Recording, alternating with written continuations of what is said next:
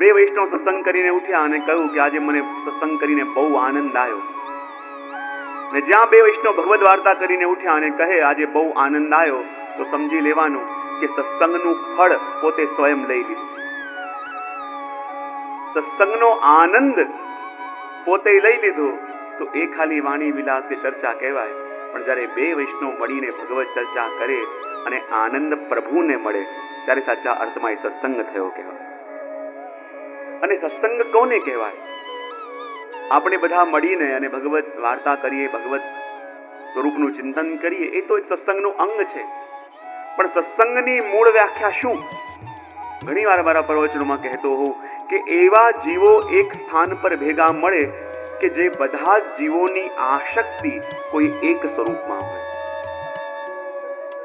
એવા અલગ અલગ જીવો કે જેની આસક્તિનું કેન્દ્ર કોઈ એક હોય, અને જેવી કૃપા એ સ્વરૂપે એની ઉપર કરી છે એવી જ કૃપા કોઈ બીજા જીવ ઉપર પણ કરી છે. અને પોતાના પ્રિયની થયેલી કૃપાનું પરસ્પર પોતાના નિજજનો સાથે જે ચર્ચા કરે એને કહેવાય સત્સંગ.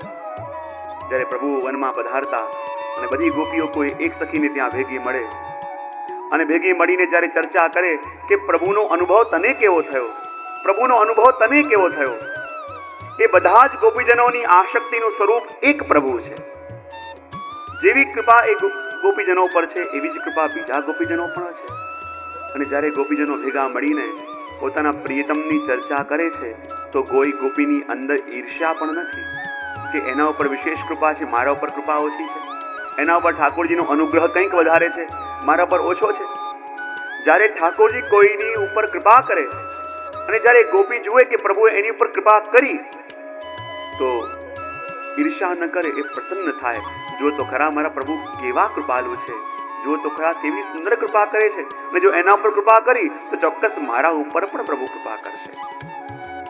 અને જ્યારે એ ભાવ મળીને એ ભગવતી જનો પોતાના પ્રિયના ગુણગાન કરે, સાચા અર્થમાં સત્સંગ પણ એ છે. હું ઘણી વાર મારા પ્રવચનોમાં એ પણ કહેતો હોઉં કે આપણે કહીએ કે એની ઉપર તો પ્રભુએ કૃપા કરી, મારા ઉપર કૃપા કેમ ન કરી?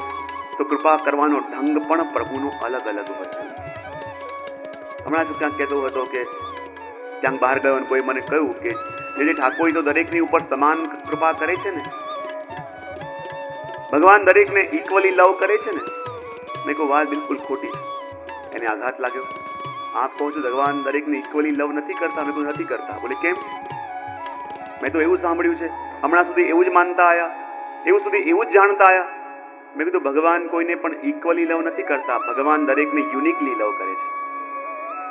કારણ કે ભગવાનના માટે જેટલા પણ જીવો છે એ બધા યુનિક છે. ભગવાને કોઈ કાર્બન કોપી કરીને ઝેરોક્સ કોપી કરીને નથી મોકલ્યા.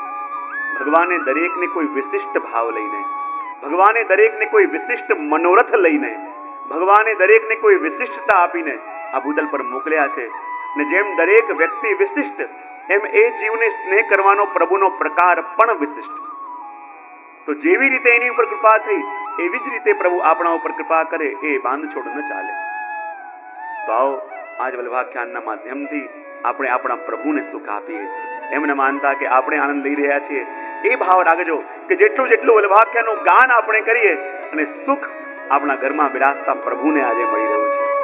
જેમ જેમ તમે ગાન કરો છો અને ઘરમાં બિરાજતા પ્રભુના મુખારવિંદમાં ઓર સ્મિત આવી રહ્યો છે, ઓર પ્રેમ ઉભરાઈ રહ્યો છે, એવો અનુભવ કરીને આ બીજા આખ્યાનનું ગાન આપણે એક એક પંક્તિમાં. દક્ષિણે પ્રભુજી પાઉં ધારિયા, પાંડુરંગ શ્રી વિઠ્ઠલનાથ, નેત્ર મળતા વાત કીધી, વચન દીધું હાથ. આચાર્ય ચરણે વિજયનગરમાં વિજય પ્રાપ્ત કર્યો. કાલે દર્શન આપણે કર્યું, રાજાએ કનકાભિષેક આપનો કરાવ્યો. ત્યાંથી આચાર્ય ચરણ આગળ પધાર્યા દક્ષિણ તરફ. માર્ગમાં ભીમા નદીને તટ ઉપર આપે વિશ્રામ કર્યો. શ્રીમદ ભાગવતજીનું પારાયણ પણ કર્યું.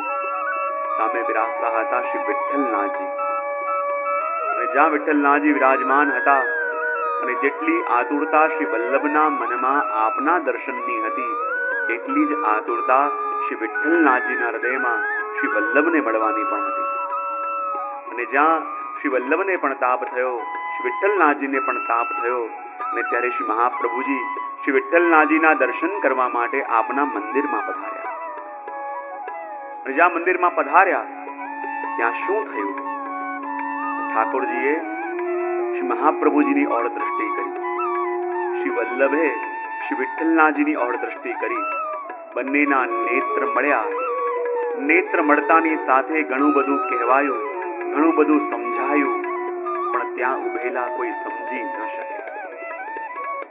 નેત્રો દ્વારા વચનો અપાયા, નેત્રો દ્વારા એ વચન પાલન કરવાનું આશ્વાસન પણ અપાયું. અને કહેવાય શું વચન આપ્યું, શું વચન અપાયું?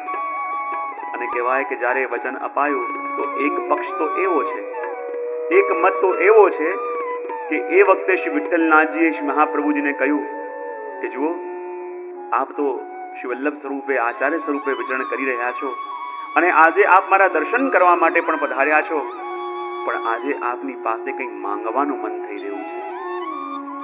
શ્રી વલ્લભે કહ્યું, કૃપાનાથ આજ્ઞા કરો, આજે આપના મનમાં શું મનોરથ છે?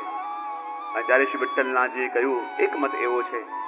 શ્રી વિઠ્ઠલનાથજી કહ્યું કે મારે આપના ઘરે આપના પુત્ર બનીને પ્રગટવું છે અને આપની સેવા સ્વીકાર કરવી છે. એક મત તો એ છે. અને બીજો મત એ છે કે જ્યારે શ્રી મહાપ્રભુજી વિઠ્ઠલનાથજીની પાસે ઊભા છે, વિઠ્ઠલનાથજીની સામે દર્શન કરવા આ ખાડા છે, અને એ જ વખતે ત્યાં શ્રીનાથજી પ્રગટ થયા. અને એ જ વખતે ત્યાં શ્રીનાથજી પ્રગટ થયા અને શ્રીનાથજીએ શ્રી વિઠ્ઠલનાથજીની સાક્ષીમાં શ્રી વલ્લભ પાસે કંઈક માંગ્યું. શ્રી વલ્લભે કહ્યું, હા કૃપાનાથ આજ્ઞા કરો, આપનું શું મનોરથ છે? અને ત્યારે શ્રીનાથજીએ મનોમન શ્રી વલ્લભ પાસે માંગ્યું કે હે વલ્લભ, મારા મનનો મનોરથ એવો છે કે હું આપને ઘેર પુત્ર બનીને પ્રગટું અને આપ મને પોતાના બાળકનું સુખ આપો. જેમ પોતાના બાળકને વાત્સલ્યનું સુખ મળે એમ હે વલ્લભ મારે આપને ત્યાં સુખ જોઈએ છે. એનું પ્રમાણ શું? એક મત એવો છે કે શ્રી વિઠ્ઠલનાથજીએ કહ્યું કે મારે આપને ત્યાં પુત્ર રૂપે પ્રગટવું છે, અને બીજો મત એવો છે કે જ્યારે શ્રી વિઠ્ઠલનાથજીના સન્મુખ શ્રી મહાપ્રભુજી ઉભા છે અને ત્યાં શ્રીનાથજી પ્રગટ્યા અને શ્રીનાથજીએ શ્રી વલ્લભને કહ્યું, અને જ્યાં શ્રીનાથજી વલ્લભને નેત્ર દ્વારા આ મનનો મનોરથ કહ્યો અને મહાપ્રભુજીએ નેત્ર દ્વારા જ આ મનનો મનોરથ સમજ્યો પણ ખરા. બોલે કેમ? કારણ કે વલ્લભને ત્યાં આજે પૂર્ણ પ્રગટવા માંગે છે, અને જ્યારે પૂર્ણ પોતાના વિચારો વ્યક્ત કરે તો એ ક્યારે પણ અપૂર્ણ રીતે ન કરે. બોલે કેમ?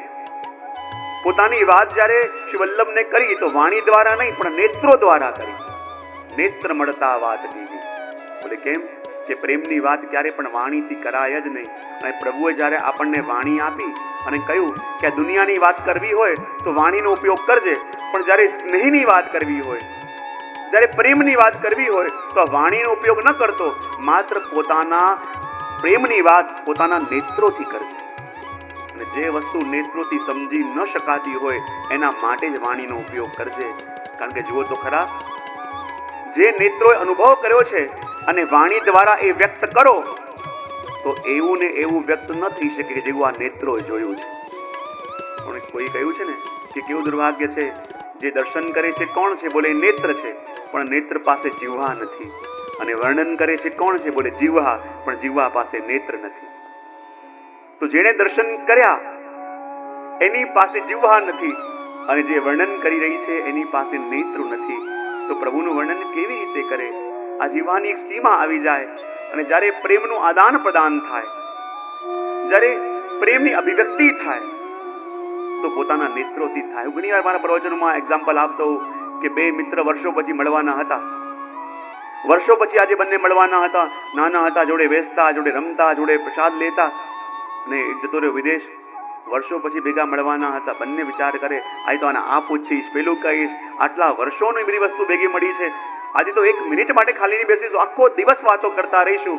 અને જે દિવસે જ્યાં સ્થાન મળવા માટે નિશ્ચિત થયું હતું અને ત્યાં બંને મળ્યા, સામ સામેની ખુરશી ઉપર બેઠા, બસ એકબીજાના નેત્રોમાં જોતા રહ્યા અને રડતા રહ્યા. ના એ કંઈ બોલી શક્યો, ના આ કંઈ બોલી શક્યા. 4 કલાક બંને બેઠા રહ્યા. એક શબ્દ એ પણ ન બોલી શક્યો, એક શબ્દ આ પણ ન બોલી શક્યો. પણ જ્યારે ઉઠ્યા ત્યારે કહ્યું, એટલી વાર આપણે મળ્યા, એટલી વાતો કરી, પણ આજની મુલાકાતમાં જેવો આનંદ મળ્યો એવો આનંદ પહેલા ક્યારે પણ નહોતો મળ્યો. કારણ કે આજે આપણે મળ્યા અને પૂર્ણ રીતે મળ્યા. અને જુઓ, જ્યારે વ્યક્તિ પૂર્ણતાનો અનુભવ કરે, એક તો આંખો દ્વારા અભિવ્યક્તિ વ્યક્ત થવા લાગે અને એની વાણી રોકાઈ જાય. વાણી બંધ થઈ. ઘણી વાર કહેવા જાય કે ગુરુ પાસે પણ જાય કે મનમાં બહુ પ્રશ્નો હોય, પણ જ્યારે સામે આવે બધું ભૂલી જવાય. પૂછવાની બહુ ઈચ્છા હોય, પણ જ્યારે ગુરુના સાનિધ્યમાં જઈએ તો બધું ભૂલી કેમ જવાય? યાદ કઈ કેમ ના આવે? જ્યારે એવું થાય કે યાદ ન આવે, વાણી થંભી જાય, ત્યારે માનવ મિલનનો ઉચ્ચ અવસ્થા તમે પામી રહ્યા છો. કારણ કોઈ કહ્યું છે ને કે જીવનનો એ જ સૌથી મોટો ક્ષણ છે, મિલનનો એ જ સૌથી મોટી અવસ્થા છે કે કહેવાનું ઘણું હોય પણ કંઈ યાદ ન આવે. કહેવું ઘણું હોય પણ જ્યારે કંઈ યાદ ન આવે ત્યારે માનવું કે મિલનની એ ઉચ્ચ અવસ્થાને આપણે પામી રહ્યા છીએ. અને જ્યારે ઠાકોરજીએ પણ પોતાના ભાવ વ્યક્ત કર્યા તો કેવી રીતે? પોતાના નેત્ર દ્વારા. અને શું વલ્લભને કહ્યું કે મારે આપને ઘેર પુત્ર રૂપે પ્રગટવું છે. આપણે જોઈએ શ્રી વિઠ્ઠલનાથજીએ પણ આજ્ઞા કરી, એમ મત પણ છે, અને શ્રીનાથજીએ પણ આજ્ઞા કરી, એ પણ મત છે. તો આગળની પંક્તિની અંદર એનું સમાધાન છે કે શ્રી મહાપ્રભુજીને ત્યાં પુત્ર રૂપે પ્રગટવાનું નિવેદન, પુત્ર રૂપે પ્રગટવાનું કોણે કહ્યું? બોલે કેમ? જ્યારે શ્રી વિઠ્ઠલનાથજીની સામે શ્રી મહાપ્રભુજી ઉભા છે અને એ જ વખતે સામે શ્રીનાથજી પ્રગટ થયા અને શ્રીનાથજીએ મનોમન શ્રી મહાપ્રભુજીને કહ્યું, નેત્રો દ્વારા મહાપ્રભુજીને કહ્યું કે મારે આપને ઘેર પુત્ર રૂપે પ્રગટવું છે. અને મહાપ્રભુજીએ નેત્રો દ્વારા સ્વીકાર પણ કર્યું. અને શ્રી વિઠ્ઠલનાથજીએ જોયું કે શ્રી વલ્લભ નેત્ર દ્વારા શ્રીનાથજીએ જરૂર આપની પાસે કંઈ માંગ્યું છે અને આપે નેત્ર દ્વારા સંકેત પણ કર્યો છે. અને એ જ વસ્તુ કહેતા વિઠ્ઠલનાથજી કહી રહ્યા છે. પ્રથમ પંક્તિમાં આપણે દર્શન કર્યું કે જ્યારે શ્રી મહાપ્રભુજી વિઠ્ઠલ પ્રભુની સામે ઊભા છે અને એ વખતે ત્યાં શ્રીનાથજી પ્રગટ્યા અને શ્રીનાથજીએ પ્રગટીને વલ્લભને મનોમન વિનંતી કરી, મનોમન નિવેદન કર્યું કે હે વલ્લભ, મારા મનમાં આજે એક મનોરથ છે. શ્રી વલ્લભે કહ્યું શું? અને મનોમન અને નેત્રો દ્વારા શ્રીજીએ એ વસ્તુ વલ્લભ પાસે માંગી અને નેત્રો દ્વારા જ એ વસ્તુ આપવાનો સ્વીકાર શ્રી મહાપ્રભુજીએ પણ કર્યો. અને ત્યાં જ જે ઠાળા સ્વરૂપ બિરાજે છે વિઠ્ઠલનાથજી, એમણે દર્શન કર્યું કે આ નેત્રો દ્વારા શ્રીજીએ કંઈ માંગ્યું છે અને નેત્રો દ્વારા જ વલ્લભે કંઈ આપ્યું છે. અને માટે પૂછવા માટે શ્રી વિઠ્ઠલનાથજી વલ્લભને પૂછે છે કે વચન નિશ્ચય કોણે માંગ્યું? શ્રીનાથે માંગ્યું. વચન નિશ્ચય શ્રીનાથે માંગ્યું. કીધી વલ્લભજી શું વાત? આ પંક્તિ કોણે કહી? શ્રી વિઠ્ઠલનાથજીએ. ને શું કહ્યું કે વચન નિશ્ચય શ્રીનાથે માંગ્યું? કારણ કે ત્યાં સ્વયં શ્રીજી પ્રગટ્યા અને શ્રીજીએ વલ્લભને ઘેર પુત્ર રૂપે પ્રગટવાનું માંગ્યું છે. સ્વયં શ્રીજીએ કહ્યું છે કે વલ્લભ મારે આપને ઘેર પુત્ર સ્વરૂપે પ્રગટવું છે. અને ત્યારે શ્રી વલ્લભે શું કહ્યું? વિઠ્ઠલનાથજીએ કહ્યું કે મનોમન માંગ્યું, પણ શું માંગ્યું? અને ત્યારે વલ્લભે કહ્યું, કૃપાનાથ, આજે તો શ્રીજીએ વિચિત્ર વસ્તુ કંઈ માંગી લીધી છે. બોલે શું માંગ્યું છે? અમને તે ઈચ્છા એ છે જે હું નંદન તમે તાત. હે પ્રભુ, આજે તો મારા પ્રભુ એવું માંગ્યું છે જે છે તો મારા સેવ્ય, પણ જો પુત્ર બનીને સેવા કરવા માંગે છે તો મારા ઇષ્ટ છે, પણ એમનો મને એવો જાગ્યો છે કે મારા ઘેર પુત્ર સ્વરૂપે પ્રગટે.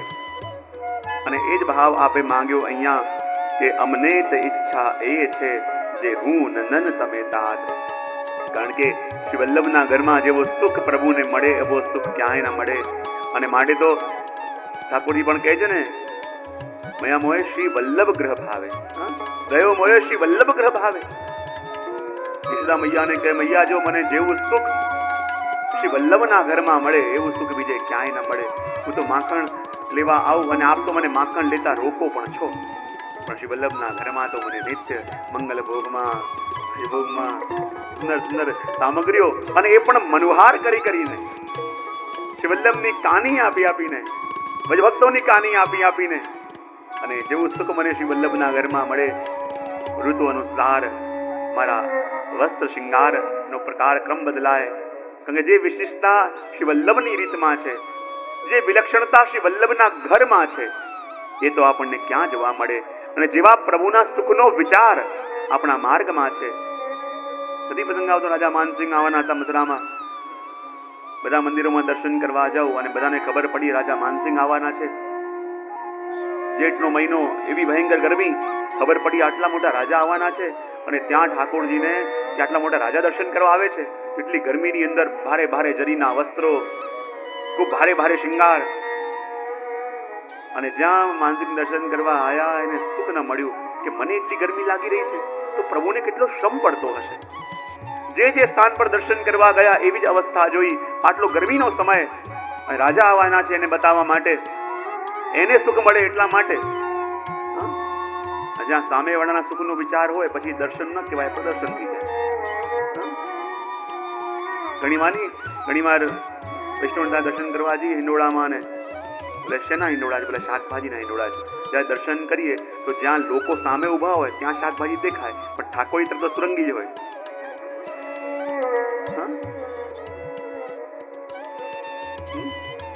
હિંડોળા કોના માટે કર્યા છે? સામે દર્શન કરવા આવે છે એના માટે, કે જે બિરાજી રહ્યા છે એના માટે?